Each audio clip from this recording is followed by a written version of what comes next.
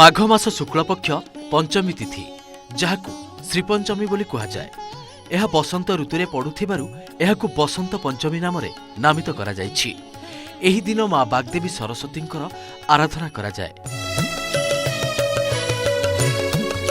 ओडिशार पूरा पल्ली रे समस्ते उत्सव मुखर थांती मां को पूजा प्रस्तुति रे। सरस्वती मां को ज्ञान बुद्धि कला और संस्कृतिर अधिष्ठात्री देवी भावे समस्ते गभीर श्रद्धा सह पूजा करती। प्राचीन कालर गुरुकुल प्रणाली मठ आश्रम और पाठशाला रे सरस्वती पूजार विशेष महत्व रही आसी। एही दिन स्कूल कॉलेज कोचिंग सेंटर मठ और घरे घरे मां सरस्वती प्रतिमा स्थापन करा जाए। छात्र छात्री माने निज पुस्तक खाता कलम को मां को पाद तले रखी आशीर्वाद मागंती। पुस्तक वंदना एही पूजार एक प्रमुख परंपरा।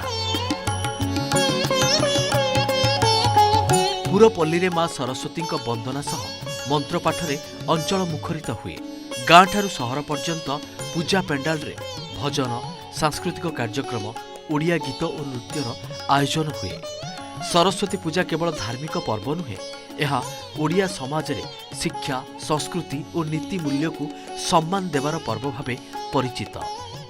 हलदिया वस्त्र परिधान करी बीणा हाथ में धरी पुस्तक सहित से ज्ञानर प्रतीक भावे पूजिता।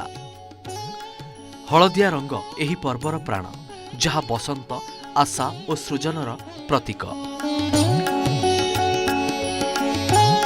एही दिन अनेक घरे पिलांक पई खड़ी छुआ बा विद्या आरंभर दिन होइथाय। पिलामानंकु खड़ी धराई शिक्षार आरंभ करा जाए।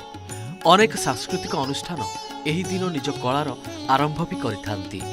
मां बाग्देवी सरस्वती आशीर्वाद नहीं शुभ कार्य आरंभ करा जाए। Bureau report, OTV.